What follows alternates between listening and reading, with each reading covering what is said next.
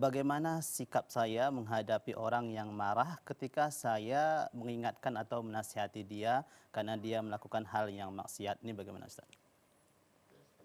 Ya, baik. Alhamdulillah wassalatu wassalamu ala Rasulillah nabiyina Muhammadin wa ala alihi wa ashabihi wa man wala. Nasihat merupakan bagian dari kehidupan kita. Karena kita yang hidup pasti pernah mengalami kesalahan dan lupa. Oleh karena itu kita juga membutuhkan orang yang akan menasihati kita, menegur kita, meluruskan kita.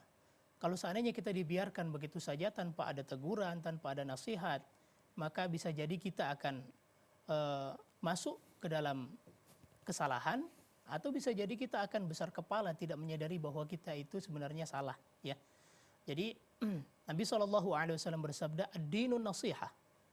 Agama itu adalah nasihat. Maksudnya inti dari agama ini, ya, salah satu poinnya bahwa kita harus saling menasihati satu sama lain. Bahkan Allah Subhanahu wa taala berfirman, kuntum khaira ummatin ukhrijat lin-nasi ta'muruna bil ma'rufi wa tanhauna 'anil munkar. Kalian akan menjadi umat yang terbaik. Kalian merupakan umat terbaik, di mana umat terbaik itu di antara ciri-cirinya adalah memerintahkan yang ma'ruf dan melarang dari sesuatu yang mungkar. Maka jangan kita merasa alergi, jangan kita merasa sakit hati ketika ada orang yang memberikan nasihat kepada kita, ya. Bagi orang yang memberikan nasihat, tentu saja juga harus memperhatikan adab-adab, harus memperhatikan tata cara memberikan nasihat agar nasihat yang kita sampaikan tersebut bisa diterima oleh orang yang kita nasihati. Terkadang yang lebih sering adalah ketika kita memberikan nasihat justru tidak sesuai dengan timingnya tidak tepat, waktunya tidak tepat, kondisinya tidak tepat, kita yang terbawa emosi, sehingga nasihat yang kita berikan seolah-olah tidak memberikan manfaat apapun. Oleh karena itu, hendaklah kita memperhatikan adab-adab di dalam kita memberikan nasihat. Yang pertama yang harus kita perhatikan ketika kita memberikan nasihat kepada orang lain adalah kita mengikhlaskan diri karena Allah Subhanahu wa taala, ya. Kita memberi nasihat kepada saudara kita murni karena kita ingin memperbaiki kekurangan dia, ya. Bukan karena ingin mencari-cari kesalahan, bukan karena sikap benci kita kepada dia, tidak, tapi karena kita ingin meluruskan kesalahan dia, ya. Itu yang pertama. Kemudian yang kedua, ketika kita memberikan nasihat, hendaklah dilakukan secara empat mata. Jangan dilakukan di khalayak ramai, jangan diekspos kesalahannya. Karena apa? Ketika kita memberikan nasihat di khalayak ramai, yang kita maksudkan adalah satu orang, maka pada hakikatnya kita sedang mencela dia. Sedangkan ketika nasihat itu kita sampaikan empat mata antara kita dengan dirinya saja, maka itulah artinya memberikan nasihat.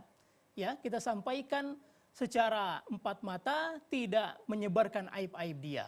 Itu yang kedua. Kemudian yang ketiga, ketika kita memberikan nasihat, hendaklah kita lakukan secara lemah lembut, ya. Secara lemah lembut, sopan dengan adab, ya. Saya yakin bahwa orang yang kita nasihati itu tidak lebih kufur daripada Fir'aun. Ya, Fir'aun yang merupakan musuh Allah Subhanahu wa taala, Allah memerintahkan kepada Musa dan Harun ketika mendakwahi mereka. Ya, tentu saja unsurnya ada unsur nasihat. Allah berfirman, faqula lahu qawlan layyina la'allahu yatadzakkaru aw yakhsha. Katakanlah kepada Fir'aun itu perkataan yang lemah lembut. Mudah-mudahan dia akan ingat dan mudah-mudahan dia akan takut. Maka begitu pula ketika kita sampaikan nasihat kepada orang lain, kita lakukan dengan lemah lembut. Bukan seperti yang dilakukan sebagian orang tua kepada anaknya. Apa yang dia lakukan? Dia ngamuk, dia marah kepada anaknya. Tetapi tujuannya katanya memberikan nasihat. Tapi pada hakikatnya dia melampiaskan kemarahan kepada anaknya tersebut. Tentu saja si anak tidak akan menerima nasihat tadi.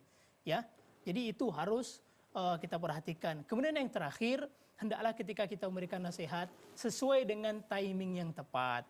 Kita lihat suasana hati orang yang akan kita nasihati. Apakah sekarang emosinya sedang bergejolak atau sekarang dia sudah dalam kondisi yang stabil, ya. Kemudian dalam kondisi yang siap menerima nasihat. Maka ketika kita menyampaikan pada kondisi yang seperti itu, insya Allah akan lebih mudah untuk diterima orang yang kita nasihati. Wallahu ta'ala.